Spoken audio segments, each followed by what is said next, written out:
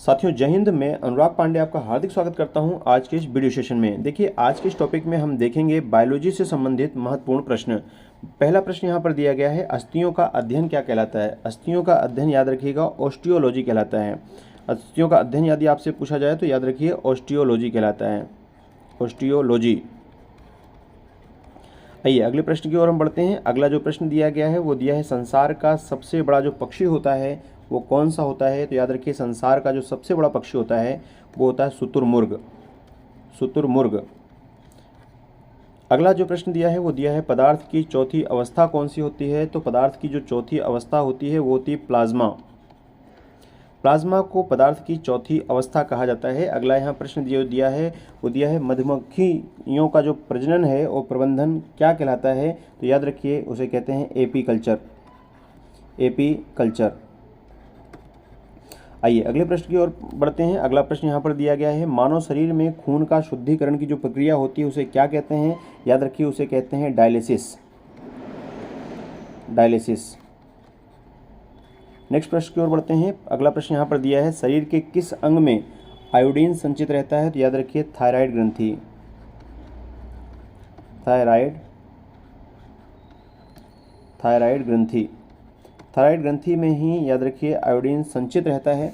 और अगला यहाँ प्रश्न दिया गया है, रक्त शर्करा जो स्तर को नियंत्रित करने वाला जो हार्मोन होता है वो कौन सा होता है। तो याद रखिए इंसुलिन, इंसुलिन। अगला यहाँ प्रश्न दिया गया है, विटामिन ए का जो रासायनिक नाम क्या है। तो विटामिन ए का जो रासायनिक नाम होता है याद रखिए वो रेटिनॉल होता है, रेटिनॉल।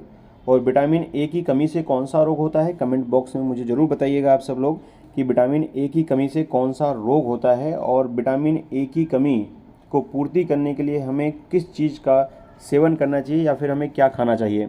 अगला जो प्रश्न दिया गया है, सर्वप्रथम रक्त परिसंचरण तंत्र का अध्ययन किसने किया था। याद रखिए वो किया था हार्वे ने, विलियम हार्वे, हार्वे ने।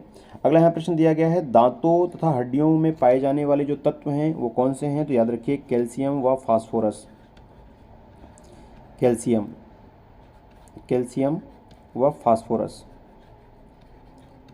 कैल्शियम फास्फोरस, कैल्शियम व फास्फोरस। अगला यहाँ प्रश्न जो दिया गया है, इस प्रश्न का आंसर आप सबको कमेंट करके बताना है कि रक्त समूह की खोज किसने की थी।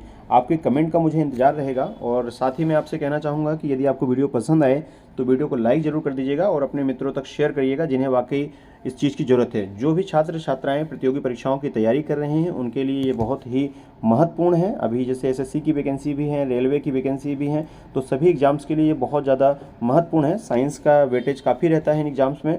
तो यहाँ पे आइए पूरी चीज़ों का हम एक बार रिवीजन कर लेते हैं कि इस पूरे टॉपिक्स में हमने क्या देखा। हमने देखा जैसे अस्थियों का अध्ययन क्या कहलाता है। तो अस्थियों का जो अध्ययन होता है वो याद रखिए ऑस्टियोलॉजी कहलाता है। शुतुरमुर्ग क्या है, शुतुरमुर्ग संसार का सबसे बड़ा पक्षी है। प्लाज्मा क्या होता है। तो याद रखिए पदार्थ की जो चौथी अवस्था होती है, चतुर्थ अवस्था होती है, वो याद रखिए कौन सी होती है, प्लाज्मा होती है। मधुमक्खियों का प्रजनन या प्रबंधन क्या कहलाता है। तो याद रखिए एपीकल्चर कहलाता है। डायलिसिस क्या होता है। तो मानव शरीर में जो खून का शुद्धिकरण होता है या रक्त की जो शुद्धिकरण की जो प्रक्रिया होती है उसे ही क्या कहा जाता है, डायलिसिस। थायराइड ग्रंथि के बारे में हमने प्रश्न दिया, यहाँ देखा कि शरीर के किस अंग में आयोडीन संचित रहता है। तो याद रखिए वो होता है थायराइड ग्रंथि में। रक्त शर्करा स्तर को नियंत्रित करने वाला जो हार्मोन है वो कौन सा है। तो याद रखिए वो इंसुलिन हार्मोन है।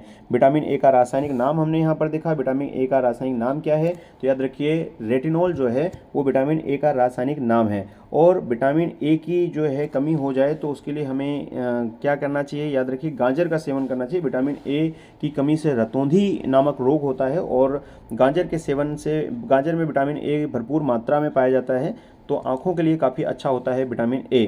अगला यहाँ प्रश्न दिया गया है कि सर्वप्रथम रक्त परिसंचरण तंत्र का अध्ययन किसने किया था। तो याद रखिए वो हार्वे ने किया था, विलियम हार्वे ने। दांतों और हड्डियों में पाए जाने वाला जो तत्व है वो कौन सा है, कैल्शियम व फास्फोरस। जैसे आप हड्डियां कमज़ोर हो जाती हैं तो धूप से भी हमें कैल्शियम की भरपूर मात्रा मिलती है। सुबह सुबह की जो धूप लेते हैं उससे भी काफ़ी हड्डियों में कैल्शियम मिलता है और हड्डियां उससे मजबूत होती हैं। तो ये सभी प्रश्न बहुत इंपॉर्टेंट थे। इस प्रश्न का आंसर जरूर दीजिएगा आप सब लोग कि रक्त समूह की खोज किसने की थी। बहुत बहुत धन्यवाद वीडियो में शुरू से अंत तक बने रहने के लिए। Thank you. जय हिंद।